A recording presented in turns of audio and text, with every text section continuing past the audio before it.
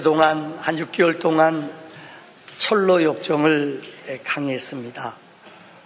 그동안 강의했던 요한복음 17장까지 설교했습니다. 이제 18장에서 21장까지 예수님의 순환, 죽음, 부활, 승천, 재림, 이 복음의 핵심의 내용이 들어있는 곳이 요한복음 18장부터 21장까지 내용입니다. 그래서 보는 어떤 학자는 이 21장까지의 내용은 산 정상에 올라가 요한복음을 보는 것과 같다라고 말했습니다. 한마디로 예수님의 삶은 18장부터 21장까지는 마태복음 16장 24절, 누구든지 나를 따라오려거든 자기를 부인하고 자기 십자가를 지고 나를 따를 것이니라 주님은 말씀하셨습니다. 예수님을 따른다는 것은 십자가를 지는 것입니다. 여러분, 혹자들은 그래요. 예수 따르는 것은 예수님만 십자가 지면 된다. 절대 아니에요. 교회에서 목사님만 십자가 지면 된다. 아니에요. 장로님만, 우리 권사님만 십자가 지면 된다. 아니에요. 여기 본문에 누구든지라고 기록됐잖아요. 예수를 믿는다는 것은 십자가를 지는 삶입니다. 우리 모두 18장부터 21장까지의 말씀을 통하여 우리가 어떤 십자가를 지어야 되는가 생각하는 시간이 되기를 바랍니다. 우리 한국 교회 역사를 보면은 지금부터 125년경에 이 땅에 콜레라라는 것이 있었습니다. 여러분 생각, 얼마나 우리가 무지하고 얼마나 사람들이 무지몽매했으면은 이 콜레라가 도는데 막을 수가 없어요. 지금처럼 의술이 있어요, 서양학이 있어요, 뭐 배운 게 있어요. 그러니까 사람들이, 어느 무당이 그랬대요. 이 쥐새끼들이, 쥐띠 용서하세요, 쥐새끼들이 번지니까는 고양이 새끼를 그리면은 이 쥐새끼들이 못 들어온다는 거예요. 그래서 이걸 믿고요, 사람들이 고양이 새끼 그려가지고 집마다 다 붙였대요. 근데 그런 집일수록 더 많이 죽었대요. 우리 한국교회 역사를 보면은 지금부터 125년 전에 콜레라 때문에 취사열, 이 죽는율이 50%였대요. 얼마나 많이 죽었는지 이루 말할 수 없어요. 그때 하나님이 우리나라에 보내준 이 소식을 듣고 우리 한국에 온 위대한 선교사님이 있습니다. 올리버 에빈스라는 사람입니다. 이 사람은 정확히 1896년도에 우리나라에 1892년도에 와서 1935년도에 떠났어요. 그러니까 43년 동안 이 나라가 콜레라로 어려움이 있다는 소식을 듣고 우리나라에 온 선교사예요. 아마 이번에 국민일보에 큰 타이틀로 이분에 대한 역사가 쭉 기록되어 있더라고요. 누가 전염병 있는데 여러분 우한이라는 데 가라. 누가 가겠어요? 다 도망가는 판이돼. 근데 이분이 왔어요. 이분이 한 업적이 여러 가지가 있지만 4가지가 있어요. 우리 학교 다닐 때 광연이라고 들어봤어요. 주로 광연은 우리나라의 왕족들, 사대문 안에 있는 귀족들을 치료했던 병원이에요. 광연이 몇 개월 있다가 이름이 제주원으로 바뀌었어요, 여러분. 이 제주원의 병원장, 2대 병원장, 알렌 다음의 병원장이 이분이에요. 특별히 이분이 한 업적 가운데 하나가 의료시설이 돈이 없잖아요. 병원을 지어야 할 때 땅을 사야 되고 건물을 지어야 될 텐데 이 돈이 없잖아요. 그래서 이분이 직접 에비스라는 분이 미국에 가서 그 당시에 이 스탠다드 오일 회사라고 있어요. 세계적인 오일 회사예요. 이 회사 회장이 장로님이셨어요. 그분의 이름이 누구냐? 세브란스라는 사람이에요. 세브란스 분한테 찾아가서 사진 찍은 거 보여 울면서 호소했대요. 한국 땅에 병원이 없어 사람들이 죽어갑니다. 살려주세요. 이 세브란스 장로님 마음을 움직였대요. 그래서 어마어마한 돈을 그때 돈 이 회장님이 기부해 주셨어요. 그래서 여러분 혹시 알 겁니다. 서울역 앞에 가면은 거기 대우 빌딩 있어요. 그 옆에 세브란스 병원, 이 땅, 여기서 병원이 시작됐어요. 이분은 환자들도 돌봤지만은 특별히 젊은이들을, 인재들을 데려다가 의술을 공부시켰다는 거예요. 그 당시 역사를 보면은 콜레라가 창궐하는데 어떻게 막는지 사람들이 몰라요. 민간요법으로 이거 안 돼요. 그림 그려 안 돼요. 이 에빈스라는 분이 7가지, 그 당시 우리나라 역사책에 보면은 7가지 방법을 만들었대요. 그 가운데 첫째가 손 씻어라. 요새 우리에게 퍼지고 있는 코로나 바이러스도 손만 깨끗이 닦아도 50%는 막는데요. 손 닦기 했대요. 물을 절대 끓여 먹어라. 그 다음에 절대 여러분들 사람들한테 이 뜨거운 물, 그 다음에 음식 그릇 닦고 이 그릇을 소독하는 것들을 가르쳐 줬대요. 근데 이것 때문에 7주 만에 최고의 지사치 죽는 율에 올라갔다 7주 만에 이것이 잡혔대요. 이분이 누구냐? 바로 올리버 에빈스라는 분이에요. 그래서 그 당시에 우리나라 내무 대신이었던 분이 6일째라는 분이 있대요. 너무너무 고맙잖아, 이 선교사님한테요. 그래서 내가 당신 소원을 들어주겠다. 그랬더니 이 선교사님이 뭐라고 얘기한 줄 아세요? 그때만 해도 우리 한국이요, 이 신분의 차가 엄청나요. 제일 버려진 사람 백정이라고 들어봤죠. 백정. 이분들은 신분도 없어요. 노예예요, 노예. 그래서 이분이 그랬대요. 제발 부탁한다. 한국이 비전이 있고 꿈이 있으려면은 신분 타파돼야 된다. 그래서 임금님을 설득해서 6일준이라는 분이 이 방을 써붙였어요. 옛날에는 여러분, 이 노예들은 상투도 못해서 갓을 못 썼어요. 근데 이분이 방을 써서 우리나라 백성들에게 이 모든 신분 타파하는 법을 만들었어요.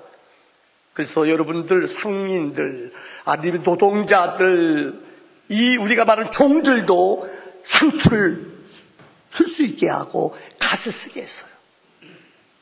우리 교회 역사를 우리가 설교 시간에 박성춘이라는 사람이 유명한 우리 교회의 백정이었어요.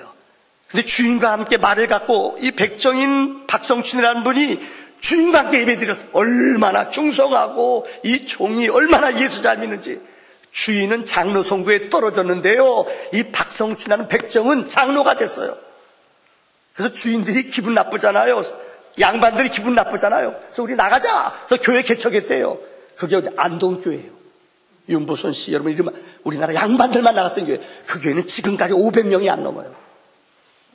그때 상놈들, 이상하네, 상놈들, 상농님들, 이분들이 나가서 교회를, 이게 지금 말하는 연동교회, 성동교회 번성이 됐어요. 왜 제가 이 얘기를 드냐? 박성춘 백정 장로님의 아들이 누군지 아세요? 그 아들이 박서양이라는 사람이 있어요. 아마 뉴스에도 얼마 전에 다큐에도 크게 나갔어요. 이분이 이 에빈스가 데려다가 최초로 백정의 아들을 의술을 공부시켜서 우리나라 최초의 서양 의사가 누구냐? 박서양이라는 사람이에요. 이 사람이 얼마나 나라를 사랑하고 하나님을 사랑했는지요. 이분이 우리나라 독립군들 만주에 가서 독립군 운동했잖아요.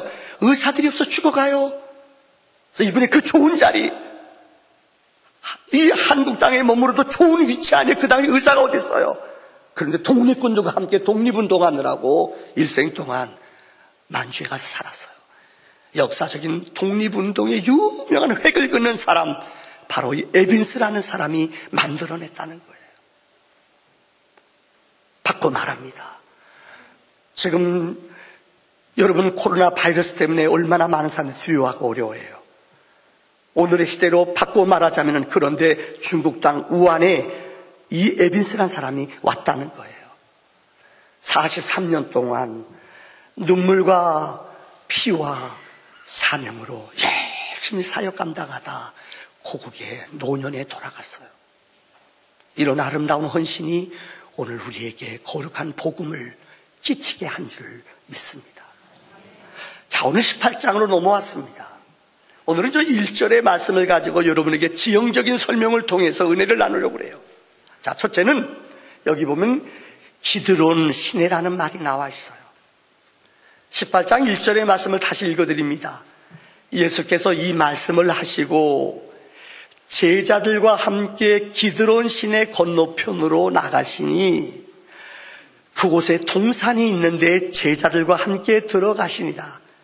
잘 오늘 이 본문의 말씀 속에 기억나는 단어를 보세요. 첫째는 기드론 시내란 말이 있어요. 넘기지 마세요. 둘째는 그곳에 동산이 있었다고 그랬어요. 이 동산은 이 겟세마네 동산을 말해요. 제자들과 함께 기드론 시내가를 건너가사 그 동산에 있는 겟세마네 동산까지 주님이 제자들을 데리고 걸어갔다는 거예요.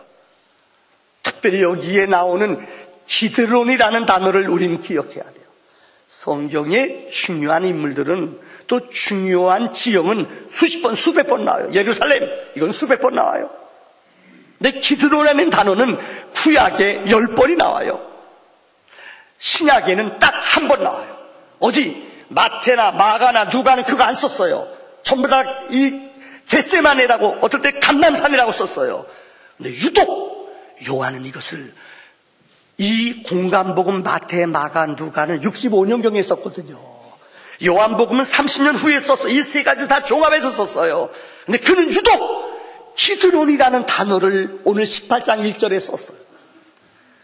왜 그는, 요한은 신약성경에 아무도 쓰지 않았는데 예루살렘 동문에서 나와 기드론 골짜기를 건너 이 겟세마네로 갔는가? 기드론이라는 말을 쓴 이유가 있어요. 첫째는 기드론은 죽음의 골짜기입니다.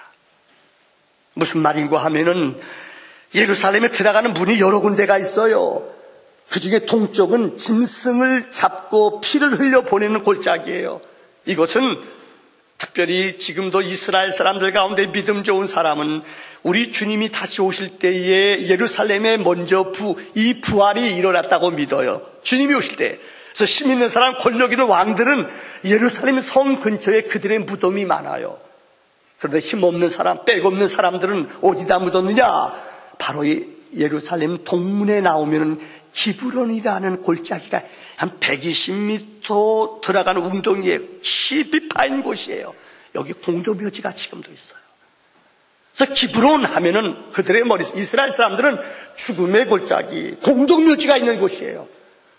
하필이면 여러 가지 갈 길이 많아요. 근데 왜 예수님은 특별히 오늘 본문의 말씀에 제자들과 함께 기브론 골짜기로 가셨는가? 기브론 골짜기 하면 이 구약 성경에 10군데가 나온다고 그랬잖아요. 제가 설명은 다 할 수 없어요. 제가 2군데만 설명할게요.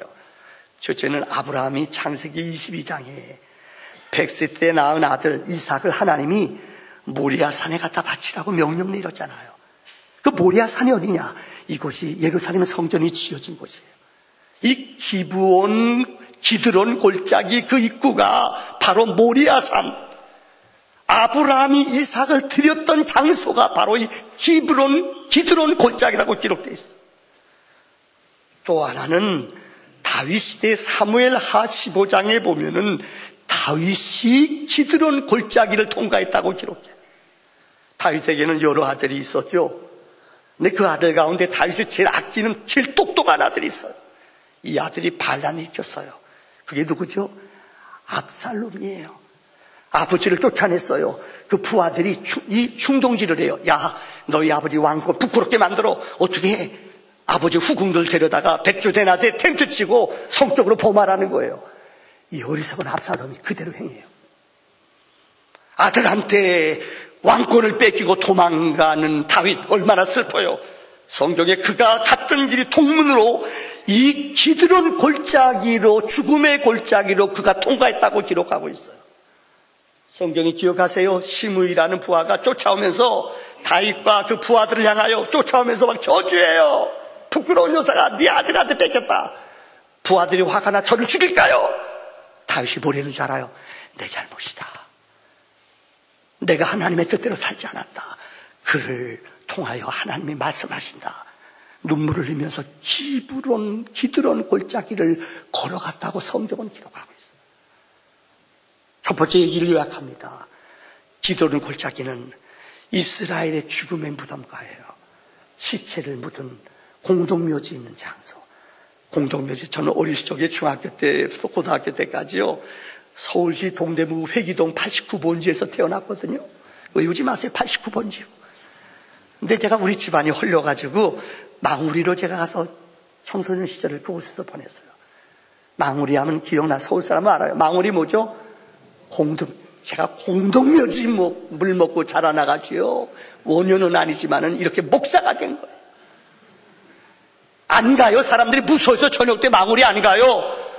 근데 왜 유독 성경의 예수님과 제자들은 그 무덤가를 향하여 그 안 가는 길로 가냐는가, 이게 중요한 의미가 있다. 자, 둘째, 오늘 성경을 이렇게 번역합니다. 기드론 시냇가를 건너 제자들과 어디로 갔어요? 동산이 어디냐? 겟세마네 동산으로 가셨다고 성경은 기록해요. 그 당시 역사가들의 말을 빌리자면은 요세푸스라는 역사가가 예수님이 돌아가실 때가 6월절 절기였거든요. 보통 그때 세계 각국의 많은 사람, 어느 학자는 100만 명, 어떤 사람은 200만 명의 유대인들이요 예루살렘에 6월절 지키러 찾아와, 일주일 동안. 근데 그들이 올 때 그냥 오는 게 아니에요. 1년에 한 번 올 때 꼭 12살 이상 된 남자들은 뭐를요? 소를. 거기다 형편이 되는 사람들 대부분 양을 죽였어요. 그래서 그 당시에, 예수님 당시에 이 통계를 쭉 내봤더니요 25만 6천 마리의 양들과 소가 죽었대요. 여러분 상상해 보세요. 모든 6월절에 짐승을 갖고 오는데 이 엄청난 짐승들이 이 1년에 죽었다는 거예요. 피비린내. 그 피를 올려 동쪽 이 기드론 골짜기에다 그 피를 쏟아내요. 물을 닦아서 이것을 쏟아내요. 그럼 그곳에 지나갈 때 그 6월절 기간 동안 피 냄새부터, 그러니까 비가 오면 쓰러져 내리는데 그 전까지 너무너무 냄새가 나고 시체, 짐승 썩는 냄새가 났다는 거죠. 누구나 사람들은 그곳 안 통과해요. 누구나 냄새 나는 곳, 짐승의 피가 있는 곳, 사람들은 가지 않는 거예요. 근데 예수님은 마지막 돌아가시기 전주 겟세마네 동산에 기도하러 가시고, 이제 여러분 빌라도한테 심판받아 죽잖아요. 근데 그 마지막 여정을 예수님은 기드론 골짜기로 통과했다는 거예요. 히브리 말은 왼쪽에서부터 오른쪽부터 왼쪽으로 우리말과 뜻과 거꾸로 씁니다.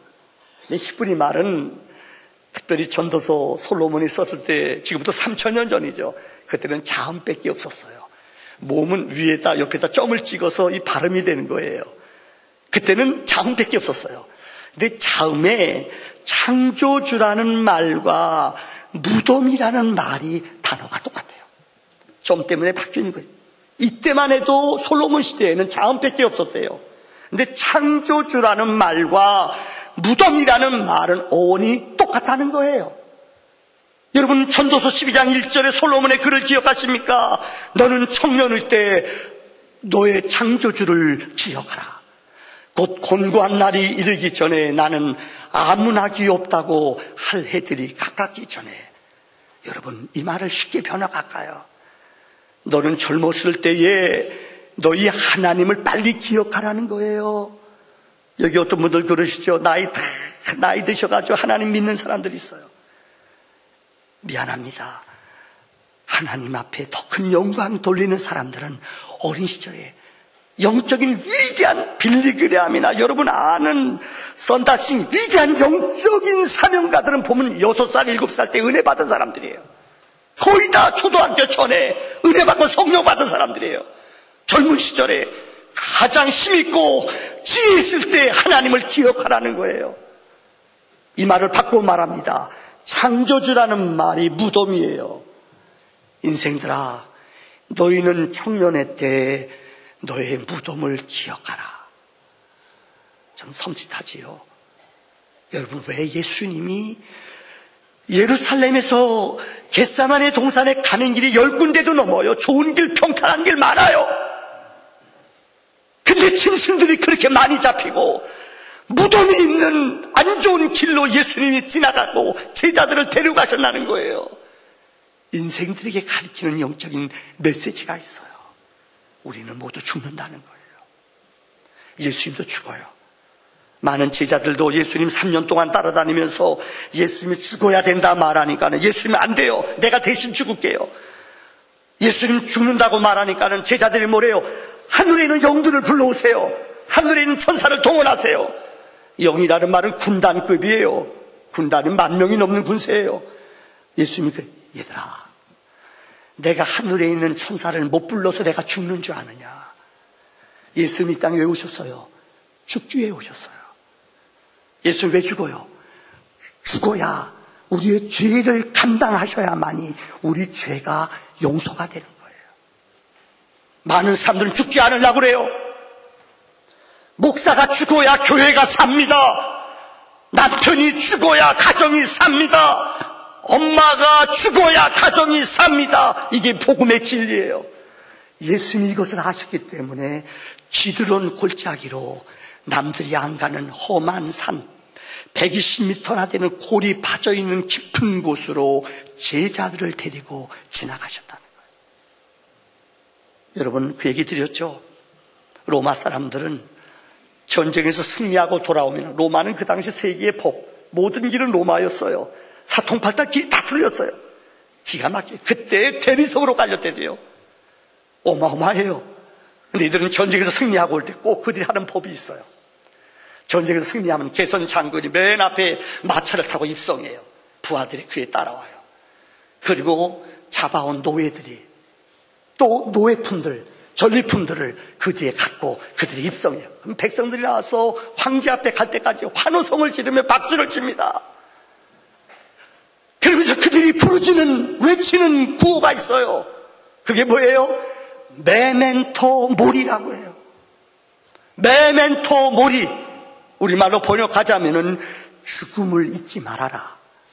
죽음을 기억하라는 거예요. 인간들은 죄송합니다. 너무나 쉽게 죽음을 잃어버려요. 우리 교인들 아프신 분들, 어려운 분들 있잖아요. 장례식 한 분들 있잖아요. 그런데 부모님도 형제도 떠난 다음에 몇 개월 지나봐요. 죄송합니다. 산 사람은 살아요. 난리 부리고 막 어떻게 해요? 아빠 없으면, 엄마 없으면 죄송해요. 다 살더라고요.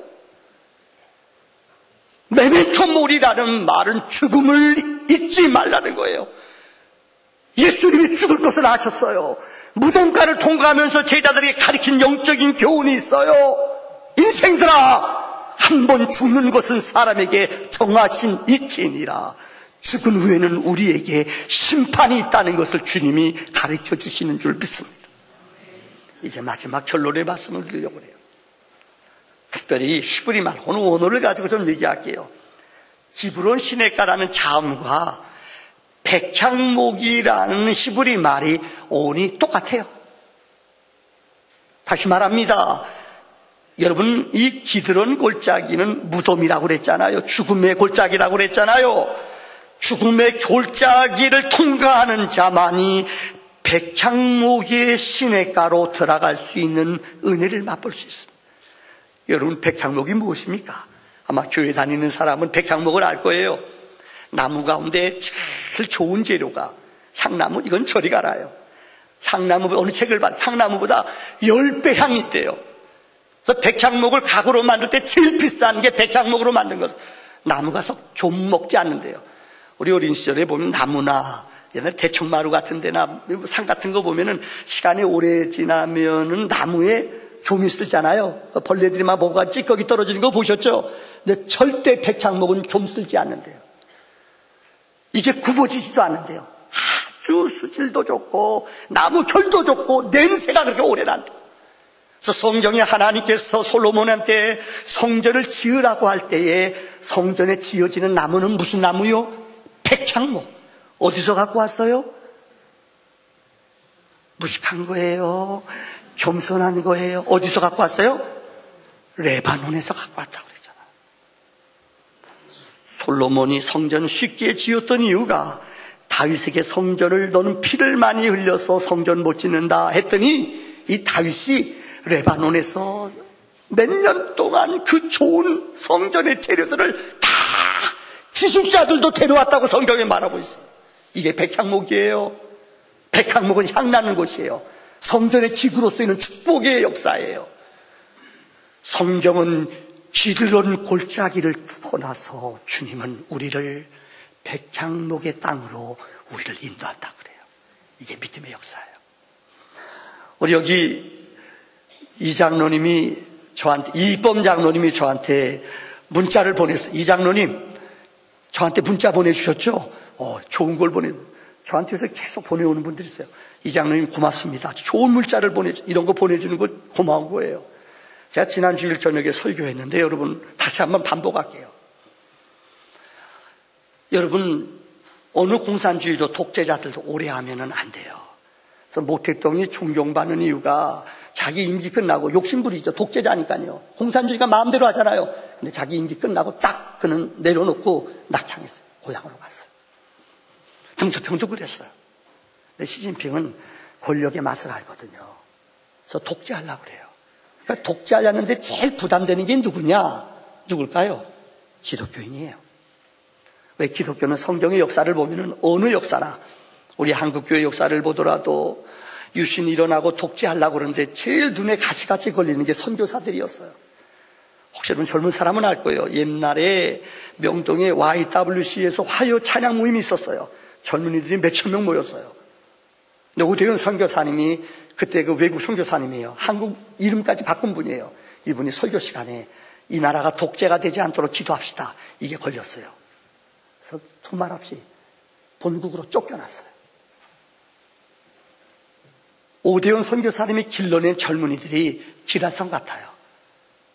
그 당시 화요 모임 젊은이들 아마 한두 번 가봤을 거예요. 우리나라 젊은이들이 몇천 명씩 모여 터졌어요. 근데 중국도 제일 부담되는 게 누구냐? 기독교인이에요. 그래서 오래전 5년 전부터 이들이 기독교인들, 선교사님들을 색출하기 시작. 공안에서 명단을 다 작성했어요. 더 놀라운 것은 2년 전부터 시범지역을 정해서 이 기독교가 제일 활성화되는 것을 시범지역으로 철퇴를 내린 땅이 어디냐? 1호가 어디냐? 우한이란 땅이에요. 그들이 그동안 교회를 48개를 교회를 폐쇄시켰어요. 요새는 SNS를 인터넷 다 끊어놨어요. 그래도 어떻게 나오잖아요, 사람들이. 여러분 혹시 그거 보셨어요? 그래서 장로님이 보내주신 거 봤더니 정말이에요. 십자가 다 구부러지고 십자가 다 교회가 48개가 헐렸어요. 더 놀라운 것은 우한에 있는 선교사님들 121명을 다 추방했어요. 여러분, 그들이 교회 입구마다 CCTV 3자교회가 나라에서 인정한 그 입구에다 CCTV를 몇 개를 설치했대. 누가 오는가? 이거 꼼짝 못하게 만들.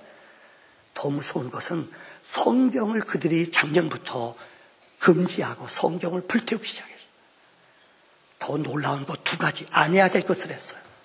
이 안에다가 시진핑 사진을 예배당에 붙여놓은 거예요. 이쪽 안은 국기를 갖다 놓은 거예요. 자기네 오성기를 갖다 놓은 거예요. 이건 안 돼요. 우상이잖아요. 시진핑 사진과 오성기를 갖다 놓게 했어요. 더 그들이 기고만장한 게 작년부터, 여러분 제가 우리 초략팀들은 계속 기도하고 있어요.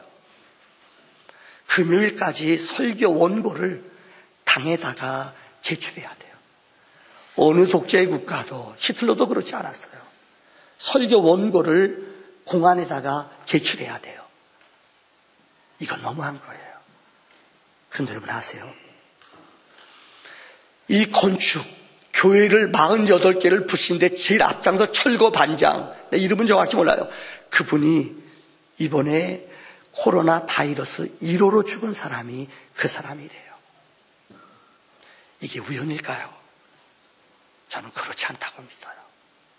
그런데 지난 12일 날 우리나라에서 우한 땅에 있는 한국 교포들을 비행기 전세기로 1차, 2차 12일 날 최종으로 다 그분들을 한국으로 데려왔어요. 보셨죠? 어느 지역에서는 우리 지역에 오지 말라고 난리가 났어요. 근데 참 멋있는 게 이번에 보니까 어디입니까? 어디 땅이죠? 진천입니까? 어디에서는 여러분 어디요? 어디요? 이천? 장원 맞아요. 제가 거기서 근무했거든요. 이천에는 사람들이 뭐라고 썼는지 보셨어요, 여러분들? 이곳에 와서 편히 건강을 회복해 가세요. 얼마나 멋있어요. 무슨 말인지 아세요? 그런데 이 선교사님이 선교사를 다 쫓아냈어요. 근데 이분이 신분을 숨기고 거기 숨어 있어요. 걸리면 큰일 나요. 목숨 걸고 숨어 있는 거예요. 근데 이분이 우리나라 영사관에서는 그 사람들 명단을 알잖아요. 마지막 기회다. 이제 12일 날 마지막 비행기가 떠납니다. 나오세요. 근데 이 선교사님이 안 간다고 이곳에 연락하고 이분이 마지막 SNS 편지를 써보냈어요. 이것이 저한테 이번 주 왔어요. 왜 그분이 자기만 살아나려고 한국 땅에 오지 않는가? 이유를 썼어요. 첫째는 자기가 기른 제자들이 너무너무 두려워하고 무서워하고 있대요. 그 무서워하고 두려워하는 여러분 우한이란 도시 사진 보셨을 거예요. 사람들이 아무도 안 다녀요. 겁이 나서 사람들이 아무도 안 다녀요. 완전 폐허 도시예요. 이 선교사들이 먹을 양식이 3주밖에 없대요. 그 위로는 살 데도 없고 먹을 데도 없어요. 그런데 자기 제자들이 자기는 영적 리더자가 떠나면 자기는 두렵잖아요. 선생님 떠나지 마세요. 목사님 떠나지 마세요. 기도하는 가운데 성령님이 자기에게 말씀하셨대요. 그들과 함께 있어라. 그래서 그분이 안 떠났대요. 두 번째는 그 멤버 가운데 제자 훈련 받은 사람 가운데 제자 가운데 한 사람이 이 질병이 바이러스 걸린 거예요. 그 가정이 얼마나 두렵고 떨어요. 그들을 섬기며 그들을 위해 기도하느라고 그래서 이분이 4가지 기도 제목을 우리한테 보내왔어요. 여러분 그분이 우리 A라고 이름을 밝히지 A 선교사님이 보낸 4가지의 기도 제목을 여러분에게 마지막 알려드리려고 합니다. 첫째는 심해지는 핍박과 질병의 한가운데 있는 현지 교회들을 보호해 주소서. 현지 교회들 십자가가 꺾이고 그 무서운 그 경계가 있고 두려움이 있는 가운데서 하나님 첫째 제목이 우리 교인들을 우리 교회를 지켜주세요.